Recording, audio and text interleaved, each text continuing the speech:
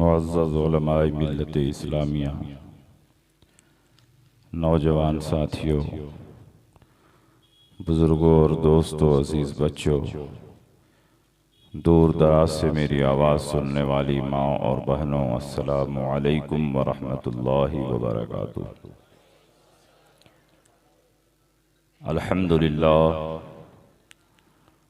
अल्हम्दुलिल्लाहि रब्बिल आलमीन, वस्सलातु वस्सलामु अला सय्यिदिल मुरसलीन व अला आलिहि अत्तय्यबीन अत्ताहिरीन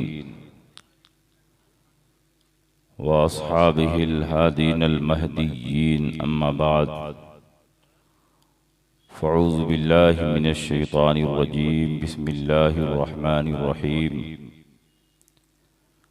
मुहम्मदुर रसूलुल्लाह वल्लज़ीना मअहु अशिद्दाउ अलल कुफ़्फ़ारि रुहमाउ बैनहुम, आमन्तु बिल्लाहि सदक़ल्लाहु मौलानल अज़ीम व सदक़ रसूलुहुन नबियुल अमीनुल मकीनुल करीम व नहनु अला ज़ालिका लमिनश शाहिदीन व शाकिरीन वल्हम्दुलिल्लाहि रब्बिल आलमीन। कुछ कहने और सुनने से पेशतर आइए हम और आप मिलजुल कर इंतहाई खुलूस व महब्बत और एहतराम व अक़ीदत के साथ गुम्बद खज़रा में आराम फरमाने वाले आका व मौला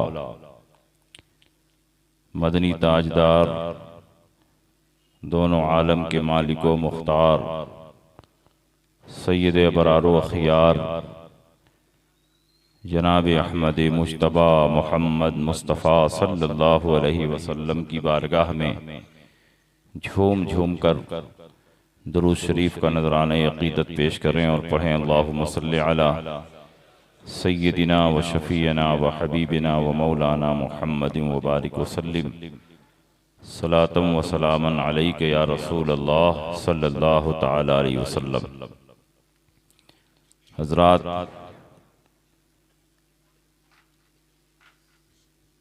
वक्त बड़ी तेजी के साथ आगे बढ़ रहा है। इशाबात से मुसलसल नातो मनक़बत और खिताबत का सिलसिला समाअत फरमा रहे हैं। मुझसे पेशतर हिंदुस्तान के मशहूर व मारूफ खतीब हज़रत अल्लामा मौलाना हनीफुल क़ादरी साहब क़िबला दामत बरकातुहुम ने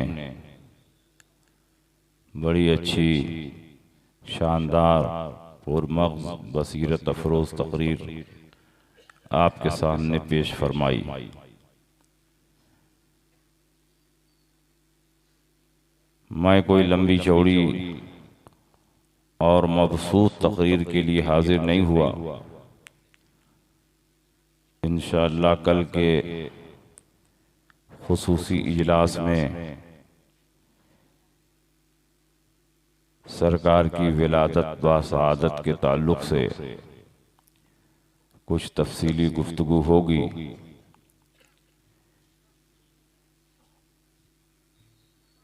मैंने जिस आयत करीमा की तिलावत की, अल्लाह रब्बुल इज़्ज़त इरशाद फरमाता है कि मोहम्मद अल्लाह के रसूल हैं और जो उनके सहाबा हैं वो कुफ़ार पर बहुत सख्त हैं और आपस में रहमदिल हैं। दुनिया में बहुत से अंबिया और मुरसलीन आए, हजरत आदम से लेकर हजरत ईसा तक कमोबेश 1,24,000 अंबिया और मुरसलीन तशरीफ लाए। उनमें बहुत से वो पैगंबर भी हुए जिनको अल्लाह ने उलुल अज़्म पैगंबर का खिताब अता फरमाया, लेकिन नबी आखिरुज़्ज़मा सल्लल्लाहु अलैहि वसल्लम के रुतबे और पाए का कोई नबी और पैगंबर नहीं आया। हजरत आदम से लेकर हजरत ईसा तक जितने अंबिया और मुरसलीन आए, सबसे अल्लाह ने अहदो पैमान लिया कि जब तुम नबी आखिरुज़्ज़मा का ज़माना पाना तो उन पर ज़रूर ज़रूर ईमान लाना और उनकी हिमायत व नुसरत करना।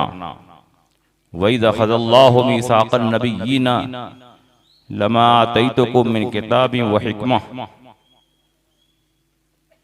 और अल्लाह रब्बुल इज़्ज़त ने दूसरे मकामात पर फरमाया लतुमिनुन्न बिही व लतंसुरुन्ना क़ाल अक़ररतुम व अख़ज़्तुम अला ज़ालिकुम इसरी क़ालू अक़ररना क़ाल फ़शहदू व अना मअकुम मिनश शाहिदीन। आप जरा अंदाजा लगाओ, हजरत आदम से लेकर हजरत ईसा तक जितने अंबिया और मुरसलीन आए, सबसे ये अहदो पैमान लिया जा रहा है कि नबी आखिरुज़्ज़मा का जमाना पाना तो जरूर उन पर ईमान लाना, उनकी मदद करना। लेकिन मेरे सरकार से कोई अहदो पैमान नहीं लिया गया कि तुम आदम का जमाना पाना तो उन पर ईमान लाना, तुम नूह का जमाना पाना तो उन पर ईमान लाना। इसका मतलब ये हुआ कि सारे नबियों में सबसे अफजल मेरे आका सय्यद आलम सल्लल्लाहु अलैहि वसल्लम हैं। तमाम अंबिया और मुरसलीन की नबुव्वत और रिसालत मेरे सरकार की नबुव्वत और रिसालत का फैजान है।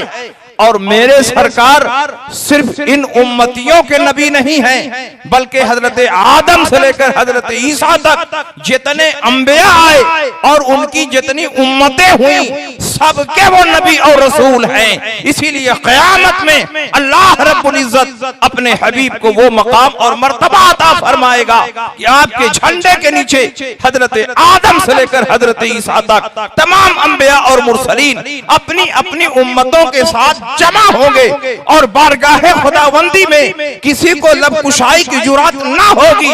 फतेह बाबे शफात मेरे सरकार के हाथ पर होगा। और जब मेरे सरकार शफात फरमाएंगे तो सरकार के सदक़े में बाकी अंबिया और मुरसलीन भी शफात फरमाएंगे। नबी अकरम सल्लल्लाहु अलैहि वसल्लम को अल्लाह ने वो अज़मत अता फरमाई कि हर नबी और रसूल को आपका उम्मती बना दिया। हर नबी और रसूल आपके झंडे के नीचे क़यामत में खड़ा होगा। हर नबी और रसूल आपकी दुहाई मांग रहा होगा। नबी अकरम सल्लल्लाहु अलैहि वसल्लम को ऐसी इज्जत और अजमत अता फरमाई कि अल्लाह ने आपके लिए उन सहाबा का इंतखाब फरमाया जो कायनात में मुंतखब थे। नबी अकरम सल्लल्लाहु अलैहि वसल्लम के लिए पूरी कायनात से ऐसी औरतों का इंतखाब फरमाया जो अपने जमाने में सबसे अफजलो आला थी। नबी के दीन की हिमायत के लिए और नबी की रिफाकत के लिए अल्लाह ने उन नफूसे कुदसिया का इंतखाब फरमाया जिनसे अल्लाह राजी है और वो अल्लाह से राजी। आप जरा अंदाजा करो, कुरान अजीम में अल्लाह ने फरमाया या निसा अन्नबी लस्तुन्न काहदिम मिनन निसा, ऐ नबी की औरतें तुम आम औरतों की तरह नहीं हो। दुनिया की कोई औरत तुम्हारी तरह नहीं हो सकती। जब दुनिया की कोई औरत नबी की बीवियों की तरह नहीं हो सकती है तो दुनिया का कोई इंसान मेरे सरकार जैसा भी नहीं हो सकता। अल्लाह रब्बुल इज्जत ने सहाबे कराम को वो इज्जत और अजमत अता फरमाई कि नबी अकरम सल्लल्लाहु अलैहि वसल्लम ने इरशाद फरमाया उलाइका अस्हाबु मुहम्मदिन, ये मोहम्मद सल्लल्लाहु अलैहि वसल्लम के सहाबा हैं। इख्तारहुमुल्लाह लिसहबते नबीही व लिइकामते दीनिही, अल्लाह ने इन सहाबा को अपने नबी के दीन की हिमायत के लिए और अपने नबी की रिफाकत के लिए मुंतखब फरमा लिया। वकानु अफजल हाज़िहिल उम्मा, और ये सहाबा इस उम्मत में सबसे अफजल। नबी के सहाबा का इंतखाब फरमाया तो सबसे अफजल। नबी की अज़वाजे मुतहरात का इंतखाब फरमाया तो औरतों में सबसे अफजल, नबी के लिए जमाने का इंतखाब फरमाया तो सारे जमानों से अफजल, नबी के लिए शहर का इंतखाब फरमाया तो सारे शहरों से अफजल, नबी के लिए जिस किताब का इंतखाब फरमाया तमाम किताबों में अफजल, नबी के लिए जिस उम्मत को मुंतखब कर फरमाया क़यामत तक की तमाम उम्मतों में सबसे अफजल। आप जरा अंदाजा लगाओ, नबी अकरम सल्लल्लाहु अलैहि वसल्लम के सदक़े में सहाबा को अल्लाह ने बेमिसलो बेमिसाल बना दिया, अज़वाजे मुतहरात को बेमिसलो बेमिसाल बना दिया, नबी की उम्मत को बेमिसलो बेमिसाल बना दिया। ये सब कुछ मेरे सरकार का फैजान। इसीलिए अल्लाह के नबी सय्यद आलम सल्लल्लाहु अलैहि वसल्लम ने इरशाद फरमाया, ला तसुब्बु अस्हाबी फलौ अन्न अहदकुम अनफक़ा मिस्ल उहदिन ज़हबन मा बलगा मुद्द अहदिहिम वला नसीफहु। ऐ लोगों, मेरे सहाबा को गाली न दो, इसलिए कि तुम सहाबा के दर्जे को नहीं पहुंच सकते। अगर तुम उहद पहाड़ के बराबर रब की बारगाह में सोना खर्च करो और सहाबी एक मुट्ठी दो मुट्ठी जो रब की बारगाह में खर्च करे तो उस पर इतना सवाब मिलेगा कि सोने के पहाड़ पर भी उतना सवाब नहीं मिलेगा। अल्लाह के नबी सय्यद आलम सल्लल्लाहु अलैहि वसल्लम ने फरमाया, मन सब्बहम फअलैहि लानतुल्लाहि वल मलाइकति वन नास अजमईन।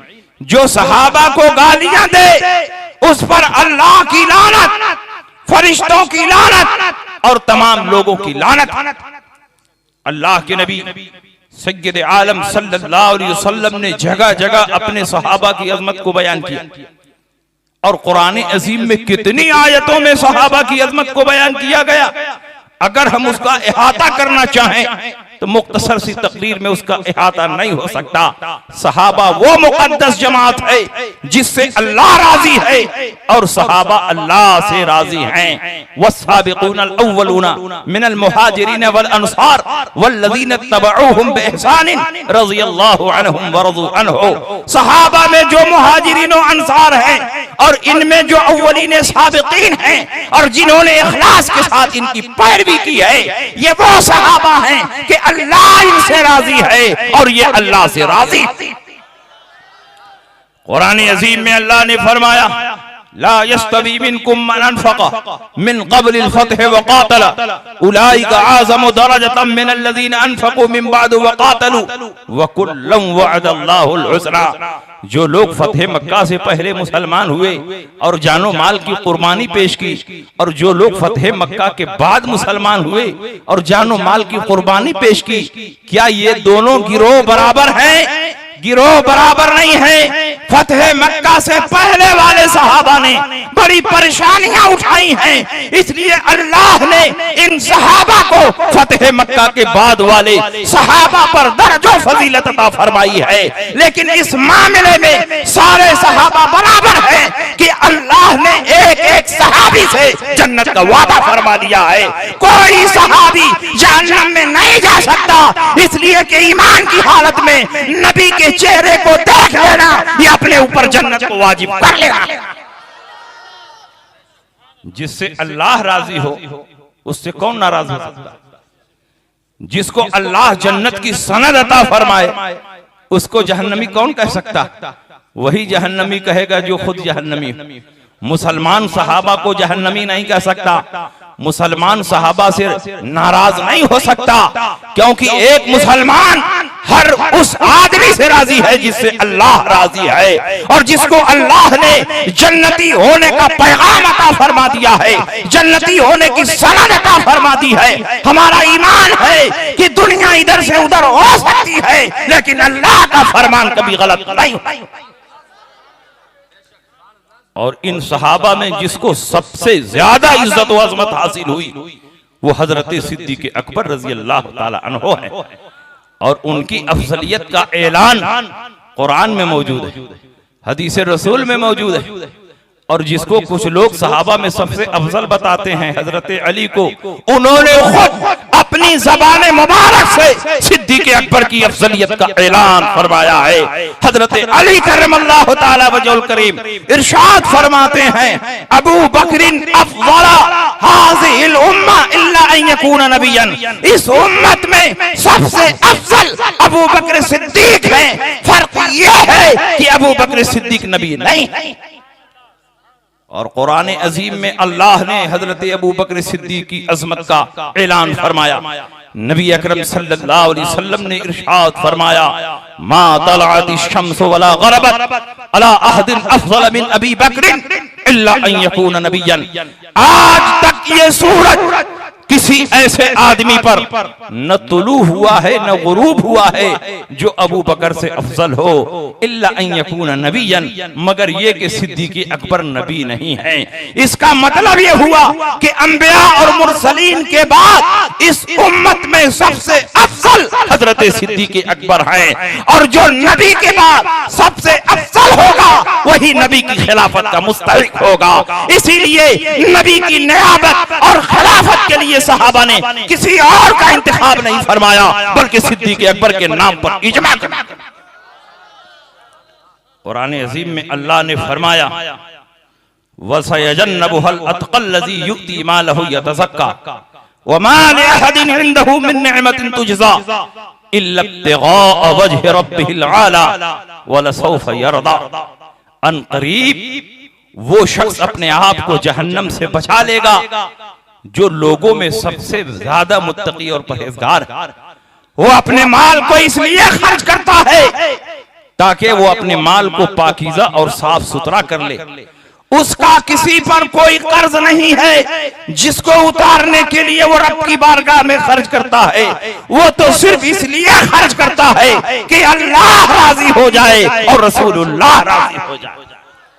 इस आयत करीमा का शान नुज़ूल ये है कि इब्तिदाई इस्लाम में कमजोर मुसलमानों पर जब जुल्म और सितम बढ़ने लगा और वो मुसलमान जो गुलाम थे और नबी का कलमा पढ़ चुके थे उन पर उनके आकाओं ने जुल्म और सितम के पहाड़ तोड़े, तो हजरत सिद्दीक़ अकबर ने खरीद कर ऐसे कमजोर और लागर मुसलमानों को अल्लाह और रसूल की रजा के लिए आजाद कर दिया।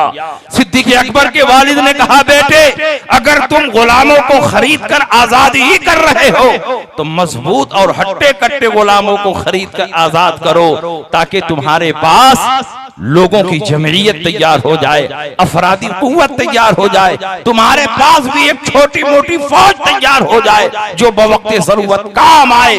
तो सिद्दीक़ अकबर ने कहा, वालिदे मोहतरम, मैं फौज बनाने के लिए इन कमजोर गुलामों को नहीं आजाद करवा रहा हूँ बल्कि अल्लाह की रजा के लिए खरीद कर आजाद कर रहा हूँ, रसूलुल्लाह की रजा के लिए खरीद कर आजाद कर रहा हूँ। मेरे पास फौज हो कि ना हो, अफरादी ताकत हो कि ना हो, लेकिन इन गुलामों को खरीद कर आजाद करूंगा तो मेरा परवरदिगार राजी होगा और रसूलुल्लाह राजी होगा। यही सिद्दीक़ अकबर है। जब हिजरत की रात नबी अकरम सल्लल्लाहु अलैहि वसल्लम को लेकर मक्का मुकर्रमा से निकले, इल्ला तंसुरूहु फक़द नसरहुल्लाह इज़ अख़रजहु अल्लज़ीना कफ़रू सानी इस्नैन इज़ हुमा फ़िल गारि इज़ यक़ूलु लिसाहिबिही ला तहज़न इन्नल्लाह मअना। ऐ मुसलमानों, अगर तुम लोग मेरे नबी की मदद नहीं करोगे तो जान लो परवरदिगार आलम ने अपने हबीब की उस वक्त मदद फरमाई है जब कुफारे मक्का की शरारत से मेरे सरकार को दो जानों के साथ मक्का मुकर्रमा से निकलना पड़ा। और जब ये दोनों गार में थे तो नबी अपने साहिब से कह रहे थे, इज़ यक़ूलु लिसाहिबिही, नबी अपने साहिब से कह रहे थे, ला तहज़न इन्नल्लाह मअना, गम ना कर, परवरदिगार आलम हमारे साथ है। फ़अंज़लल्लाहु सकीनतहु अलैहि व अय्यदहु बिजुनूदिन लम तरौहा व जअला कलिमतल्लज़ीना कफ़रू सुफ़ला व कलिमतुल्लाहि हियल उलिया। तो अल्लाह रब्बुल इज़्ज़त ने उस वक्त उनके दिल पर इत्मीनान और सुकून नाज़िल फरमाया और उन्हें तमानियत अता फरमाई और ऐसे लश्कर के जरिए उनकी मदद फरमाई जिसको तुम नहीं देख सकते। और अल्लाह ने काफिरों की बात नीचे कर दी और अल्लाह का का कलमा सबसे बुलंद हो गया। मैं आपसे पूछना चाहता हूं कि गारे सौर में अल्लाह के नबी ने जिस साहिब से फरमाया था ला तहज़न इन्नल्लाह माना, वो साहिब कौन थे? सहाबा में जिस सहाबी का जिक्र कुरान अजीम में आया है वो कोई और नहीं, हजरत सिद्दीक़ अकबर।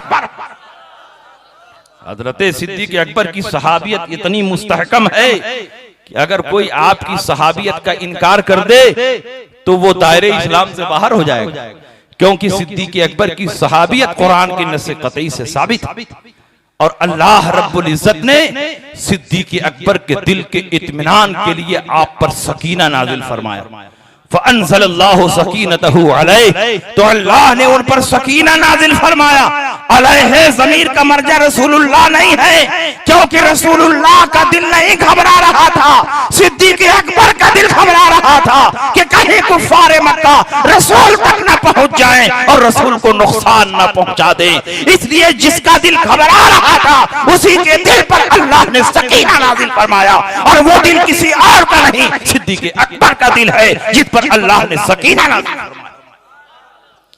इसीलिए सारे सहाबा ने नबी अकरम सल्लल्लाहु अलैहि वसल्लम के इंतकाल के बाद, विसाल के बाद जिस शख्सियत को आपकी नियाबत और खिलाफत के लिए मुंतखब फरमाया वो हजरत सिद्दीक़ अकबर रज़ी अल्लाह ताला अन्हु है। क्योंकि नबी अकरम सल्लल्लाहु अलैहि वसल्लम ने अपनी जिंदगी में मुतअद्दिद मकामात पर हजरत सिद्दीक़ अकबर की नियाबत और खिलाफत का इशारा फरमाया। आप बुखारी शरीफ उठाइए, मुतअद्दिद जगहों पर यह हदीस मौजूद है। नबी अकरम सल्लल्लाहु अलैहि वसल्लम की अलालत का जमाना है जिसमें सरकार दो आलम सल्लल्लाहु अलैहि वसल्लम का विसाल हो रहा है। सरकार दो आलम पर ज़ौफ़ नक़ाहत तारी है, सख्त बीमार है, बार बार आप पर गशी तारी हो रही है। हुजूर अलैहिस्सलाम होश में आते हैं, फिर गशी तारी हो जाती है। होश में आते हैं, इरशाद फरमाते हैं मुझ पर 7 मशक के जरिए पानी डालो जिसकी बंदिश न खोली गई हो, ताकि गशी के असरात दूर हो जाए। सहाबा ने 7 मशक पानी जिसकी बंदिश नहीं खोली गई थी, ठंडा पानी नबी के जिस्म पर बहाया ताकि आपके दिलो दिमाग से गशी के आसार दूर हो जाएं। नबी अकरम सल्लल्लाहु अलैहि वसल्लम से गशी के आसार दूर हुए। हुजूर अलैहिस्सलाम उठने का इरादा फरमाते हैं, ज़ौफ़ो नक़ाहत की वजह से न उठ सके, फिर बैठ गए। सरकार फिर उठने का इरादा करते हैं, न उठ सके, बैठ गए, और फिर आप पर गशी तारी हुई, सो गए। फिर होश में आते हैं, फरमाते हैं मुझ पर पानी बहाया जाए। आप पर पानी बहाया गया, आप होश में आए और मस्जिद नबवी में मुसल्ले इमामत पर जाने की कोशिश कर रहे हैं, लेकिन ज़ौफ़ो नक़ाहत की वजह से मेरे सरकार न जा सके, वहीं पर लेट गए। जब जमात में ताखीर होती रही, सहाबा इमाम के इंतजार में मुंतज़िर रहे,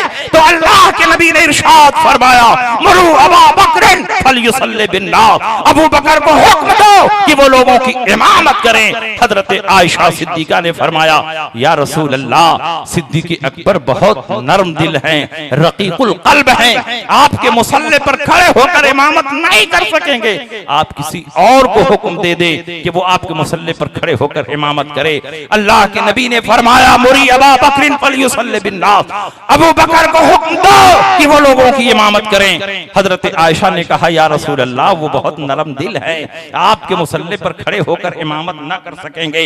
अल्लाह के नबी ने जलाल के आलम में फरमाया मुरी अबू बकर फलयुसल्लि बिन्नास फइन्ना कुन्ना लसवाहिबु यूसुफ, अबू बकर को हुक्म दो कि वो लोगों की इमामत करें, तुम लोग यूसुफ की सहेलियों में से मालूम होती हो कि अपनी बात पर अड़ जाती हो। हजरत आयशा सिद्दीक़ा फरमाती हैं सरकार बज़िद थे कि अबू बकर को हुक्म दो, और मेरे दिल में ये बात पैदा हुई कि सरकार चंद दिन के मेहमान हैं, अगर मेरे वालिद सरकार के मुसल्ले पर खड़े होंगे, सहाबा की इमामत फरमाएंगे, और इधर सरकार दुनिया से जाने वाले हैं, तो इंतकाल के बाद लोग कहेंगे अबू बकर मनहूस है, नबी के मुसल्ले पर खड़े हुए और नबी का विसाल हुआ।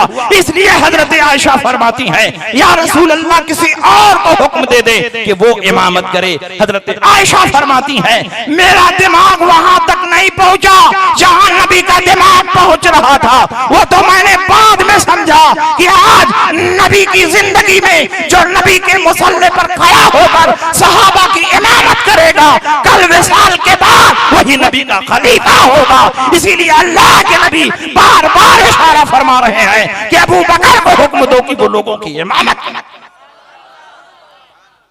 हजरत अबू बकर को हुक्म हुआ, सहाबे किराम की इमामत फरमाई।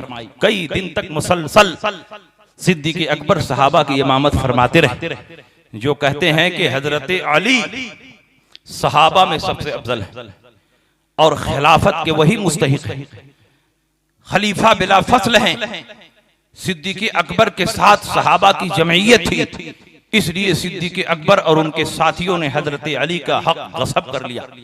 मैं उनसे पूछना चाहता हूं कि तुम अपने मजहब की किताबें लेकर आओ, उसूल काफी लेकर आओ, उसूल समानिया लेकर आओ, माला बुद्द मिन्हु लिल फक़ीह लेकर आओ, हक़्क़ुल यक़ीन लेकर आओ। इन सारी किताबों में कहीं दिखा दो कि रसूल पाक ने एक वक्त के लिए भी हजरत अली को अपने मुसल्ले पर खड़ा किया हो। जब जब मेरे सरकार ने अपनी आखिरी जिंदगी में अपने मुसल्ले पर किसी को खड़ा किया तो वो कोई और नहीं बल्कि सिद्दीक़ अकबर हैं। नबी मुसल्ले पर खड़ा करवा के दुनिया को ये पैगाम दे रहे हैं कि जो आज मेरे मुसल्ले पर खड़ा होगा मेरे जाने के बाद वही मेरा खलीफा होगा। नबी अकरम सल्लल्लाहु अलैहि वसल्लम ने हजरत सिद्दीक़ अकबर की खिलाफत का इशारा फरमा दिया। नबी अकरम सल्लल्लाहु अलैहि वसल्लम की आखिरी जिंदगी में हजरत सिद्दीक़ अकबर ने कई वक्तों की इमामत फरमाई। एक वक्त ऐसा भी आया कि सिद्दीक़ अकबर मुसल्ले पर पहुंचने में लेट हो गए। हजरत उमर इब्ने खत्ताब ने चाहा कि मैं आगे बढ़कर नमाज पढ़ा दूं। अल्लाह के नबी ने फरमाया ला ला ला या वल्लाहु वल मुस्लिमून इल्ला अबा बकरिन, नहीं नहीं नहीं, अल्लाह और मुसलमानों को पसंद ही नहीं है कि मेरे मुसल्ले पर कोई खड़ा हो सिवाय अबू बकर सिद्दीक के। ये इस बात की दलील है कि सहाबा में सबसे अफजल सिद्दीक अकबर हैं और खिलाफत की वही तरतीब है जो अफजलियत की तरतीब है। जो सबसे अफजल होगा वही नबी के बाद नंबर 1 का खलीफा। और ये कहते नहीं, नबी अकरम सल्लल्लाहु अलैहि वसल्लम ने गदीर खुम के मकाम पर मकाम जुहफा में हजरत अली की विलायत व खिलाफत का ऐलान फरमाया। नबी अकरम सल्लल्लाहु अलैहि वसल्लम ने फरमाया मन कुंतो मौला फअलियुन मौला, मैं जिसका मौला अली उसके मौला। तो सरकार दो आलम सल्लल्लाहु अलैहि वसल्लम ने मौला का लफ्ज फरमाया। मौला के बहुत से मानी हैं। मौला का माना आका है, मौला का माना गुलाम है, मौला का माना इनाम देने वाला, मौला का माना जिसको इनाम दिया जाए, मौला का माना ताबे, मौला का माना मुतियो फरमा बरदार, मौला का माना पड़ोसी, मौला का माना कफील, मौला का माना शरीक, मौला का माना भतीजा, मौला का माना चचा, मौला का माना चचा का बेटा, मौला का माना भांजा, मौला का माना दामाद, मौला का माना मुतियो फरमाबरदार, मौला का माना वती। मौला के बहुत से मानी हैं और जब कोई लफ्ज बहुत से मानी में मुश्तरक हो तो जब तक उसका करीना मुतअय्यन ना हो जाए उस वक्त तक किसी एक माने में नहीं लिया जा सकता। और यहाँ करीना मुतअय्यन है कि रसूलुल्लाह ने मौला को खलीफा के माना में नहीं लिया है बल्कि मौला का माना महबूब लिया है, मौला का माना दोस्त लिया है। इसलिए कि नबी अकरम सल्लल्लाहु अलैहि वसल्लम ने उस वक्त ये हदीस इरशाद फरमाई जब हजरत अली से 2 सहाबी नाराज हो गए, एक खालिद इब्ने वलीद और एक बुरैर इब्ने हुज़ैर। अल्लाह के नबी ने इनको बुलाया और कहा अतुबग़िज़ु अलियन, क्या तुम लोग अली से नाराज हो? इन्होंने कहा हाँ हम अली से नाराज हैं। अल्लाह के नबी ने पूछा क्या तुम नाराज हो? इन्होंने कहा कि हम लोग फलां जंग से वापस आ रहे थे, अली के साथ चंद बांदियां थीं और माले गनीमत में ये बांदियां तकसीम नहीं हुई थी कि अली ने उनमें से एक बांदी के साथ हम बिस्तरी की, उसमें तसर्रुफ किया, इसलिए हम नाराज हो गए। अल्लाह के नबी ने फरमाया कि अली ने एक बांदी में तसर्रुफ किया, अली को उससे ज्यादा का हक था। ऐसे मौके पर अल्लाह के नबी ने फरमाया मन कुंतो मौला फालियुल मौला, मैं जिसका मौला हूँ यानी मैं जिसका महबूब हूँ अली भी उसके महबूब है, मैं जिसका दोस्त हूँ अली भी उसके दोस्त है। तुम मुझसे दोस्ती करते हो और अली से दुश्मनी करते हो, ऐसा हो ही नहीं सकता। जो मेरा दोस्त होगा वो अली का भी दोस्त होगा, जो अली का का दुश्मन होगा वो मेरा भी दुश्मन होगा।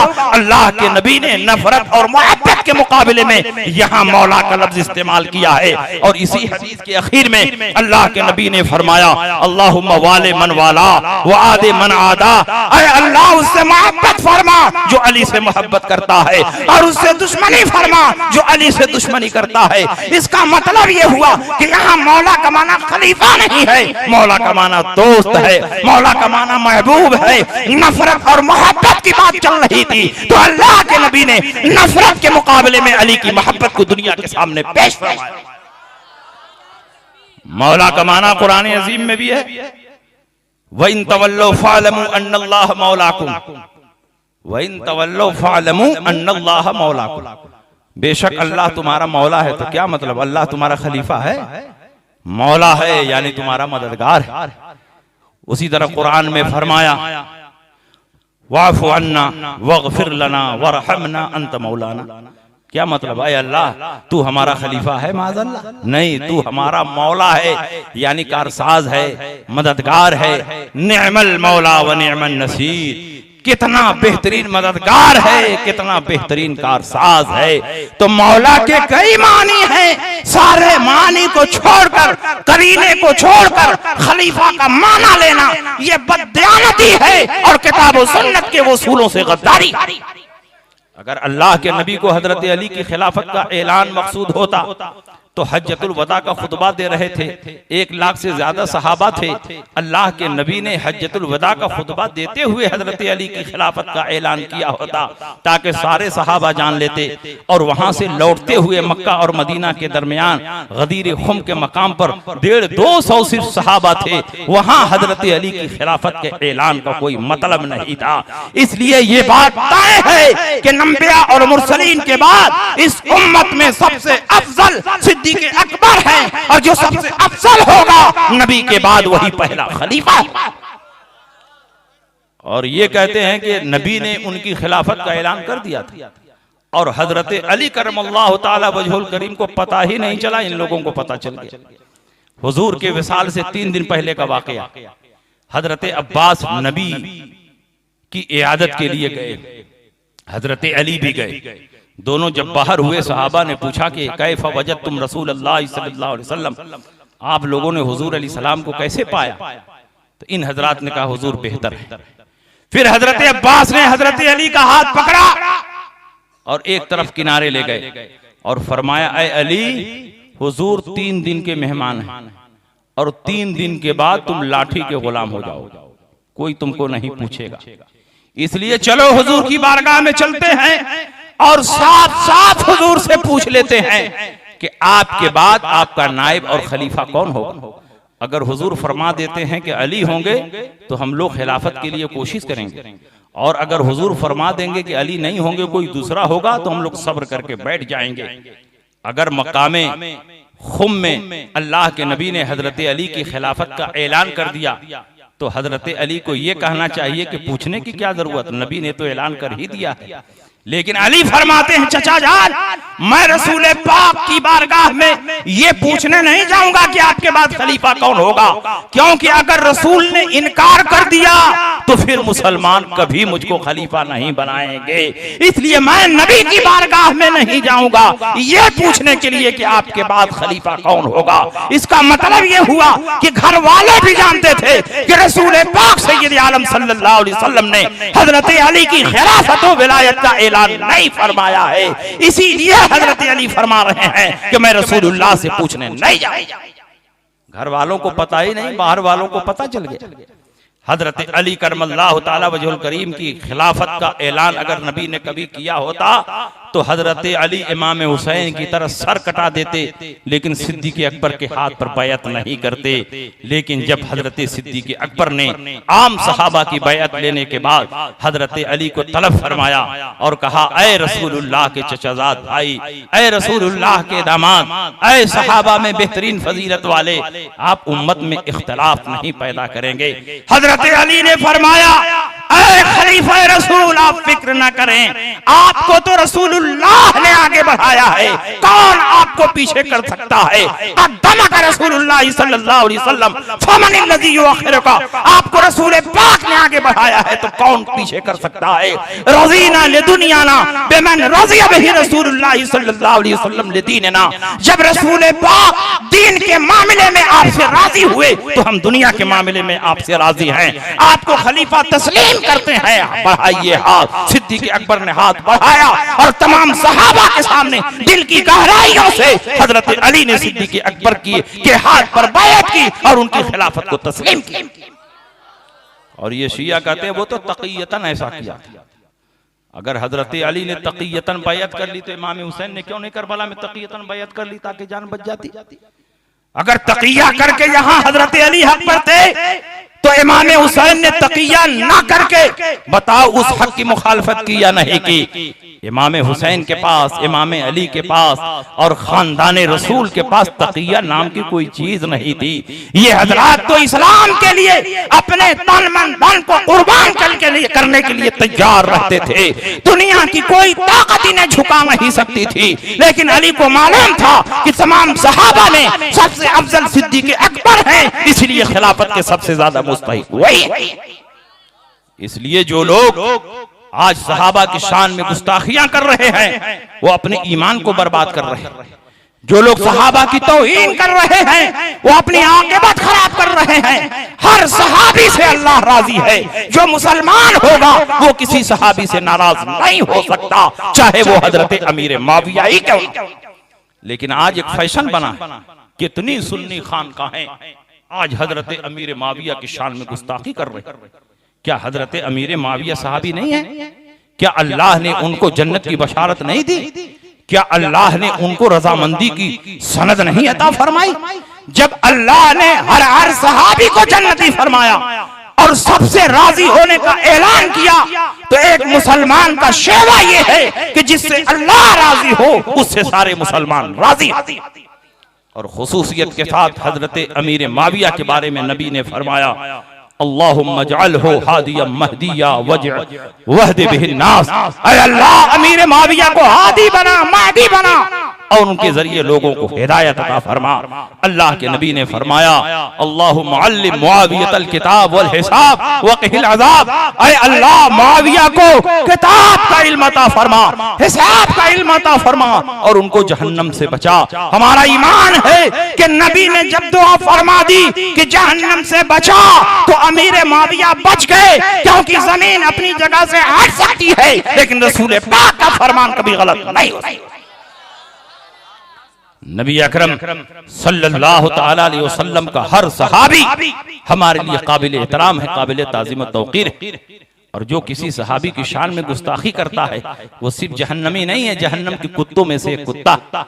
नसीमुर रियाज में अल्लामा शहाबुद्दीन खफ्फाजी रहमतुल्लाह अलैह इरशाद फरमाते हैं कि जो किसी सहाबी की शान में गुस्ताखी करे समझ लो कि वो जहन्नम के कुत्तों में से कुत्ता है। इसलिए अगर कोई तुम्हारी आबादी में, तुम्हारे जलसों में, तुम्हारे इलाकों में किसी सहाबी की तौहीन करे तो तुम समझ लेना कि ये सिर्फ जहन्नमी नहीं है बल्कि जहन्नम के कुत्तों में से कुत्ता है जो सहाबा की अजमत के खिलाफ भौंक रहा। हजरत अली करमल्लाहु ताला वजहुल करीम के दिल में हजरत अमीर मुआविया की नफरत नहीं थी। हजरत अमीर मुआविया के दिल में हजरत अली के ताल्लुक से कोई नफरत नहीं थी। जंग सिफ़ीन में हजरत अली के भाई हजरत अकील हैं और इन्हीं के बेटे मुस्लिम बिन अकील जो इमाम आली मकाम का नायब बनकर करबला की सरजमीन पर पहुंचे थे और उनके साथ दो शहजादे भी गए थे और इमाम हुसैन से पहले उनकी शहादत हो गई। हजरत अकील ने हजरत अली से कुछ पैसा मांगा। हजरत अली ने कहा कि मेरे पास पैसा नहीं, मैं नहीं दे सकता। हजरत अकील ने कहा अगर इजाजत हो तो मैं अमीर मुआविया के पास चला जाऊं। हजरत अली ने फरमाया अगर तुम जाना चाहते हो तो चले जाओ, मैं मना नहीं करूंगा। जंग का जमाना है, एक तरफ अमीर मुआविया की फौजें हैं, एक तरफ हजरत अली की फौजें हैं और खास हजरत अली का भाई कह रहा है कि अगर इजाजत हो तो मैं अमीर माविया के पास चला जाऊं। हजरत अली ने इजाजत दे दी। हजरत अकील जब अमीर माविया के पास पहुंचे तो हजरत अमीर माविया ने खड़े होकर हजरत अली का इस्तकबाल फरमाया और 1 लाख दिरहम नजराना उसी वक्त आपकी खिदमत में पेश किया। अगर हजरत अमीर माविया के दिल में हजरत अली और उनके भाइयों की नफरत होती तो खड़े होकर इस्तकबाल नहीं करते और 1 लाख नजराना उनकी खिदमत में पेश नहीं करते। यह इस बात की दलील है कि हजरत अमीर माविया के दिल में अहले बैत की नफरत नहीं थी बल्कि मोहब्बत थी। यह और बात है कि खतए इज्तिहादी की बुनियाद पर, गलतफहमी की बुनियाद पर इनमें जंगें हुई, लेकिन सच्ची बात यह है कि सारे सहाबा हक पर हैं, कोई सहाबी गलत और बातिल नहीं है।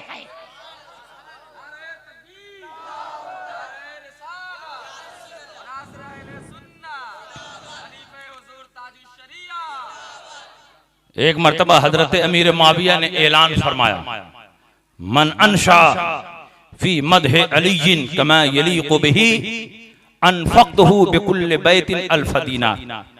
जो हजरत अली की शान में ऐसा शेर कहे जो हजरत अली की शान के मुताबिक हो तो एक एक शेर पर मैं 1,000 दीनार दूंगा, सोने का सिक्का। शायरों को तो ऐसे मौके का इंतजार रहता है। खड़े हो करके शायरों ने हजरत अली की अजमत और फजीलत में अशआर गुनगुनाना शुरू किया और हजरत अमीर माविया की अकीदत और मोहब्बत देखो कि एक एक शेर पर 1,000 दीनार हजरत अमीर माविया शायरों को अता फरमाते रहे। और अमर इब्नुल आस के नाम से एक बड़ा शायर था, उसने हजरत अली की शान में बहुत शानदार कसीदा कहा तो एक ही शेर पर हजरत अमीर माविया ने 7,000 दीनार उसके हवाले कर दिया। अगर अमीर माविया के दिल में हजरत अली की नफरत होती तो अपने दरबार में हजरत अली का कसीदा न सुनते और शायरों को इनामो इकराम से न नवाजते। ये इस बात की दलील है कि हजरत अमीर माविया के दिल में अली की नफरत नहीं थी बल्कि हजरत अली की मोहब्बत थी। इसलिए हम हर सहाबी से मोहब्बत करेंगे, चाहे वो आला दर्जे का सहाबी हो और चाहे आला दर्जे का सहाबी ना हो। नबी अकरम सल्लल्लाहु अलैहि वसल्लम का हर सहाबी हमारे लिए काबिल एहतराम है, काबिल ताज़ीम व तौक़ीर है। हजरत अब्दुल्ला इब्ने मुबारक जो जलील क़द्र मुहद्दिस हैं, हजरत इमाम बुखारी और इमाम मुस्लिम के भी उस्ताद। हजरत अब्दुल्ला इब्ने मुबारक से एक शख्स ने सवाल किया कि उमर बिन अब्दुल अजीज अफजल हैं कि अमीर माविया अफजल हैं? उमर बिन अब्दुल अजीज सहाबी नहीं है, ताबई और जलील क़द्र ताबई, बहुत बड़े आलिम मुत्तकी परहेजगार जिन्होंने अपने जमाने में इल्मे हदीस की तदवीन में लाखों रुपए खर्च किए। मुहद्दिसीन को नजराना देकर दूर दरार बिलादो अमसार में भेजा और रसूल पाक की हदीसों को जमा फरमाया। इल्मे दीन के सिलसिले में इतनी अजीम शान उन्होंने खिदमत दी कि सुबह क़यामत तक आपकी खिदमत को भुलाया नहीं जा सकता। हजरत उमर बिन अब्दुल अजीज ऐसे पाकीज़ा खलीफा हैं और ऐसे पाकीज़ा मुज्तहिद हैं कि आपकी बारगाह में हजरत खिज़र अलैहिस्सलाम आया करते थे और आपकी ज़ियारत करते थे।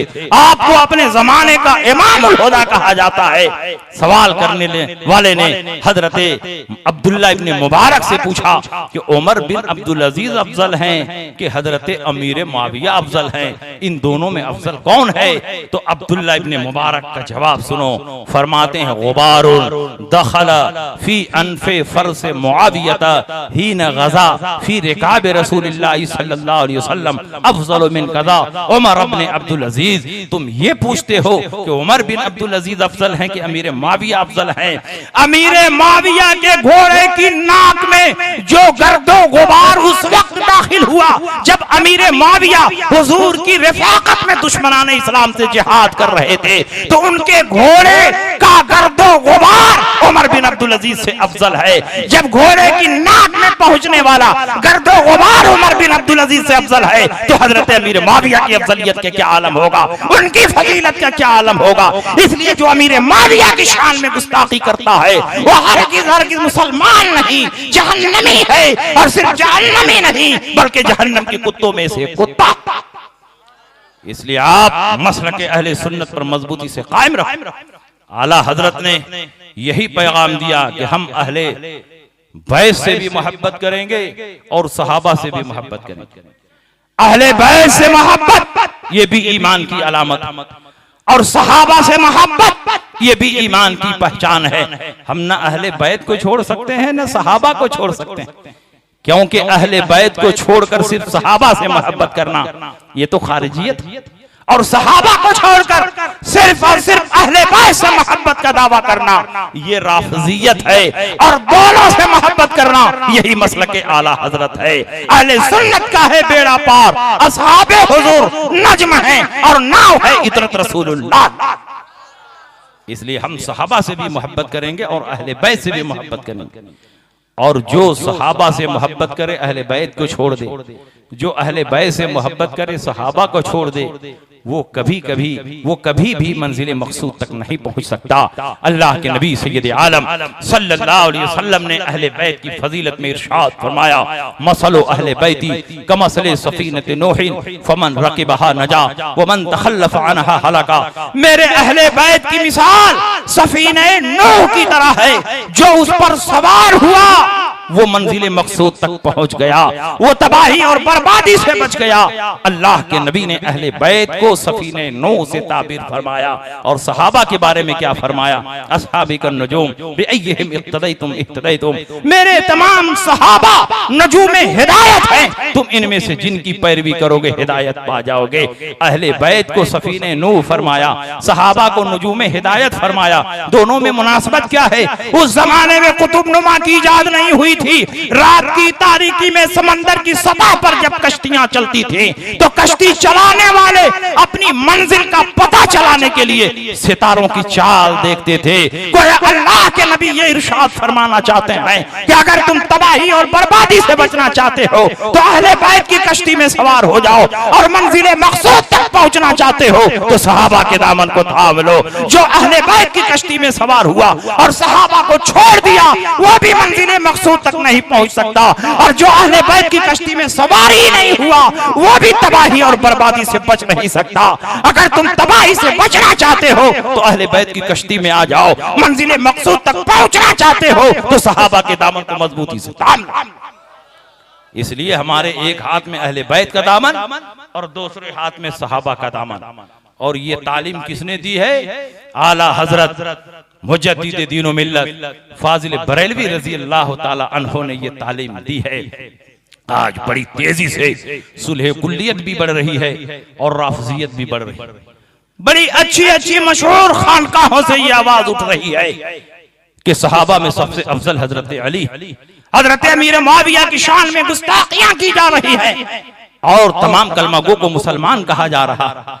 इस दुनिया में किसी की तकफीर न की जाए, अहले किबला की तकफीर न की जाए, बल्कि जितने कलमा पढ़ने वाले हैं सबको मुसलमान कहा जाए। मैं कहता हूं कि अगर हर कलमा पढ़ने वाला मुसलमान होता तो हजरत सिद्दीक अकबर मुनकिरीने ज़कात से जिहाद न फरमाते। अगर हर कलमा पढ़ने वाला मुसलमान होता तो हजरत अली खारिजियों से जिहाद न फरमाते। अगर हर कलमा पढ़ने वाला मुसलमान होता तो इमाम अहमद इब्ने हंबल मुअतज़िला के खिलाफ कुफ्र का फतवा न देते। अगर हर कलमा पढ़ने वाला मुसलमान होता तो इमाम अहमद इब्ने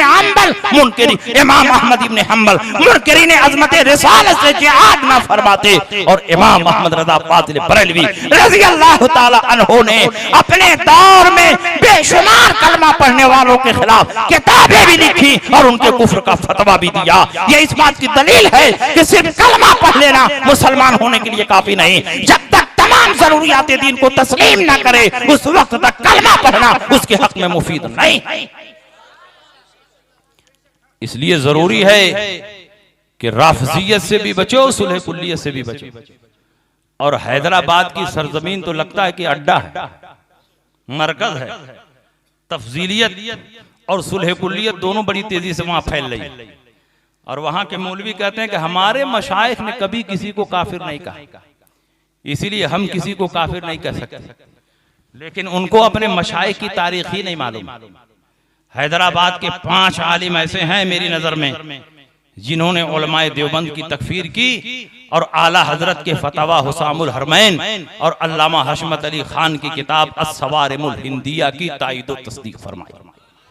तुम कैसे कहते हो कि हमारे मशाइख ने किसी को काफिर नहीं कहा? उसी हैदराबाद की जामे मस्जिद जिसका नाम मक्का मस्जिद है, उसके खतीब व इमाम पीर सैयद मोहम्मद जिलानी, बगदादी, खालिदी, रिफाई, कादरी, नक्शबंदी, हैदराबादी सुम्मा मदनी, किताब का नाम है मकामात खैर, सफा 616।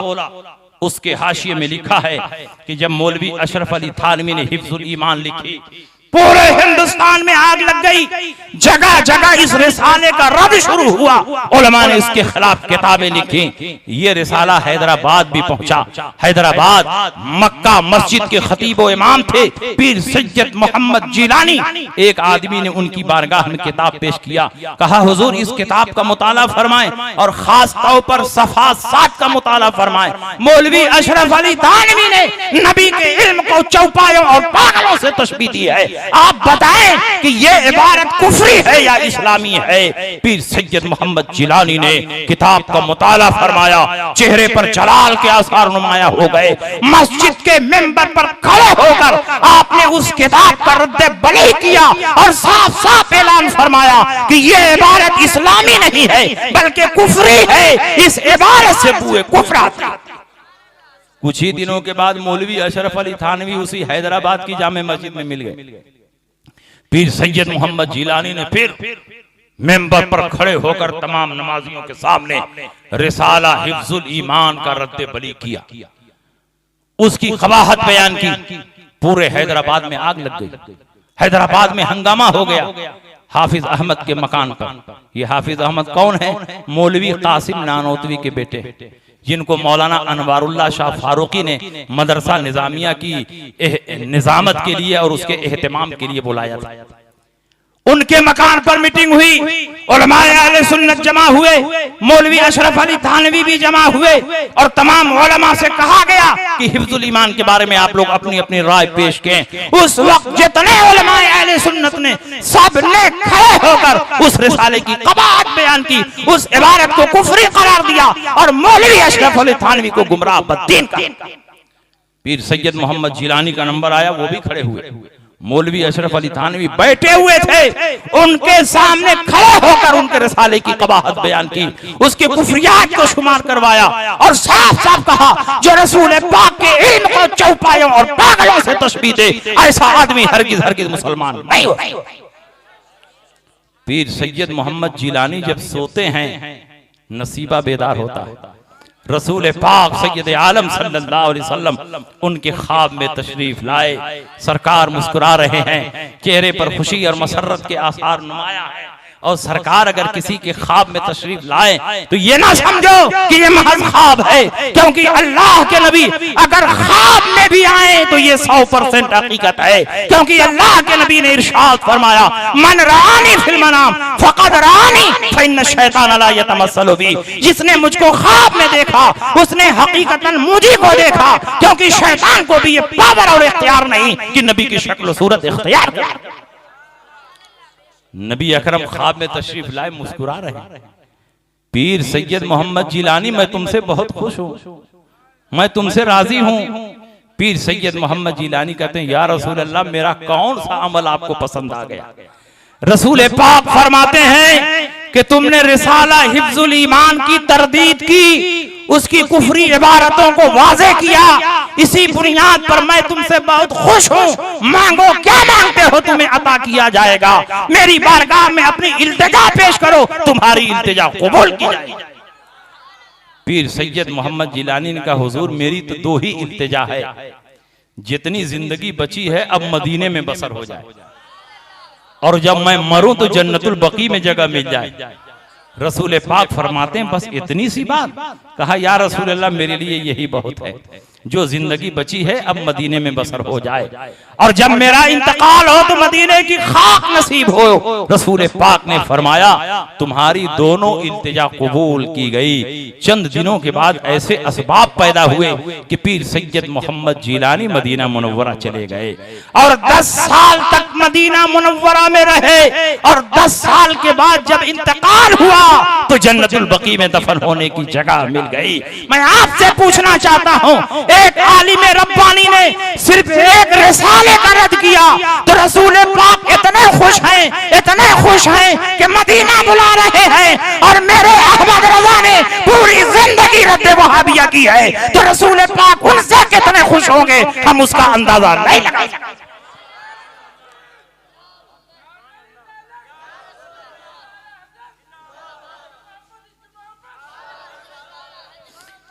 इसलिए आप पूरी मजबूती के साथ मसलके आला हजरत पर कायम रहे।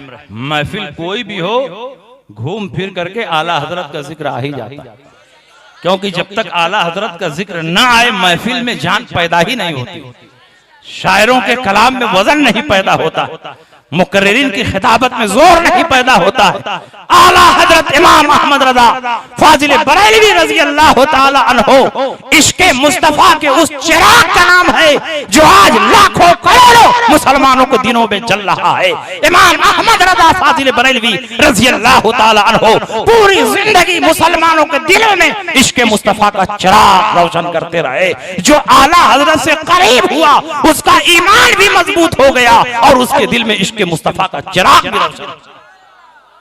आज जगह जगह जो आला हजरत का खुतबा पढ़ा जा रहा है ये उसी की बरकत। आला हजरत के जमाने के एक बहुत बड़े मुहद्दिस हैं हजरत अल्लामा वसी अहमद मुहद्दिसे सूरती रहमतुल्लाह अलैह, बहुत पाए के मुहद्दिस। आला हजरत ने उनको अमीरुल मोमिनीन फिल हदीस फरमाया। मुहद्दिसे सूरती रहमतुल्लाह अलैह का मामूल था कि हर जुमरात को पीलीभीत से बरेली शरीफ जाते थे। जुमरात की रात में आला हजरत के पास रहते और जुमा के बाद वहां से चलते थे, पीलीभीत आते थे ताकि सनीचर का मदरसा लगाना।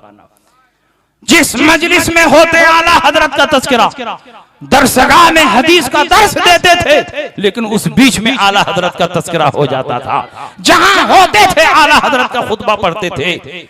हुजूर शेखुल इस्लाम मदनी मियाँ के वालिद मुहद्दिस आजम कशोशवी उस वक्त वसी अहमद मुहद्दिस सूरती रहमतुल्लाह अलैह के यहाँ पढ़ रहे थे। उन्होंने पूछा, हुजूर आप तो मौलाना फजलुर रहमान गंज मुरादाबादी के मुरीद हैं और हर मुरीद सबसे ज्यादा अपने पीर की तारीफ और तौसीफ करता है, लेकिन मैं देखता हूँ कि आप सबसे ज्यादा आला हजरत इमाम अहमद रजा की तारीफ और तौसीफ करते हैं। जहाँ होते हैं आला हजरत का तज़किरा करते हैं, जिस महफिल में होते हैं आला हजरत का खुतबा पढ़ते हैं। आखिर उसकी वजह क्या है? अल्लामा वसी अहमद मुहद्दिस सूरती ने फरमाया, मौलाना सुनिए, सबसे अजीम दौलत वो बैत नहीं है जो मौलाना फजलुर रहमान के जरिए मुझको मिली है। सबसे अजीम दौलत वो इल्म नहीं है जो मौलवी इस्हाक देहलवी मुआशी बुखारी के जरिए मुझको मिली है। सबसे अजीम दौलत इश्क मुस्तफा की दौलत है, और इश्क मुस्तफा की दौलत कहीं और से नहीं, इमाम अहमद रजा की बारगाह से।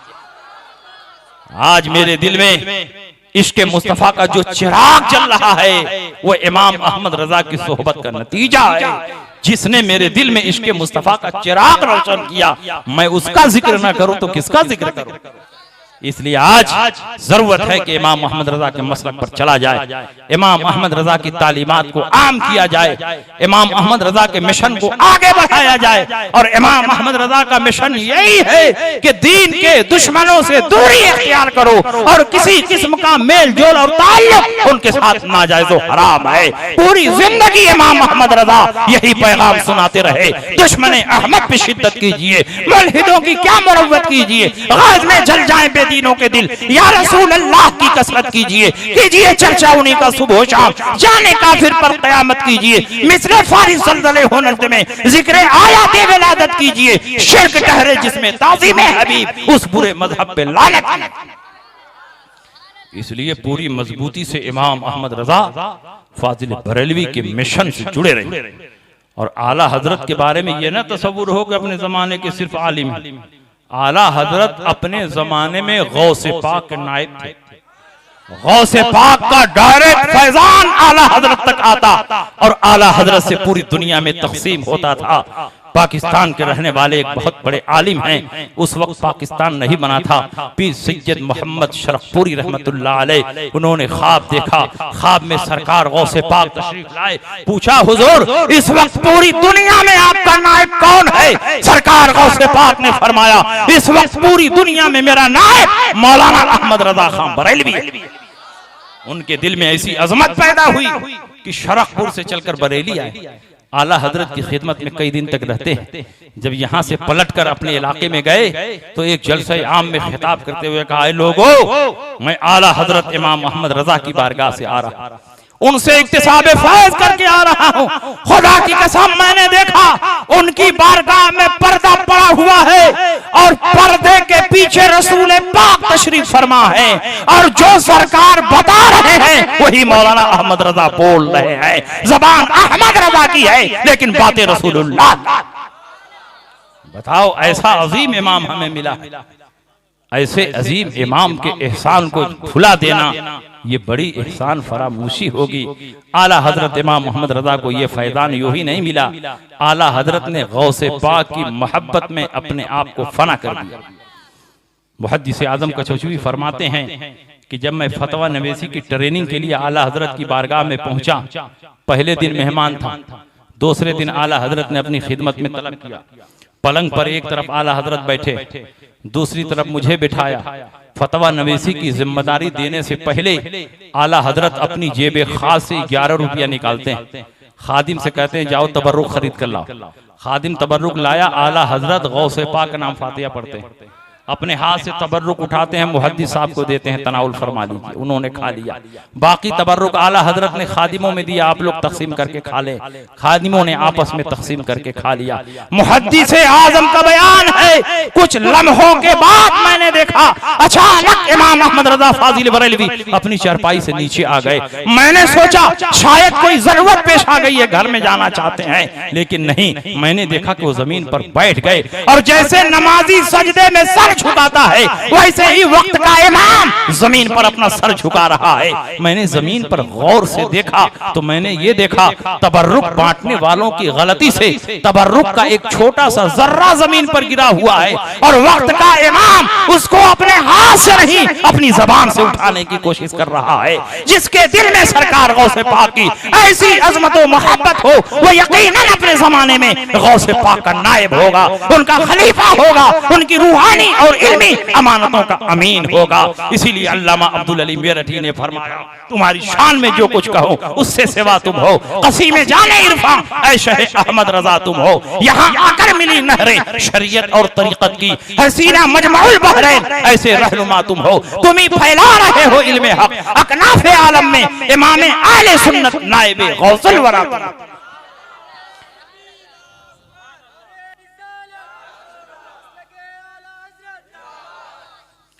बस बातें खत्म हो गई, वक्त भी खत्म हो गया। इंशाअल्लाह जो कुछ बातें हैं वो कल आप सुनेंगे पूरी मजबूती के साथ, बेदारी के साथ। कल आखिरी शब का जो खुसूसी प्रोग्राम है उसमें आप शिरकत फरमाएं। इंशाअल्लाह बहुत सी बातें आपके सामने पेश की जाएंगी। लहद में इश्क़ रुखे शह का दाग लेके चले, अंधेरी रात सुनी थी चिराग लेके चले। तेरे गुलामों का नक्शे कदम राह खुदा वो क्या बहक सके जो ये सुराग लेके चले।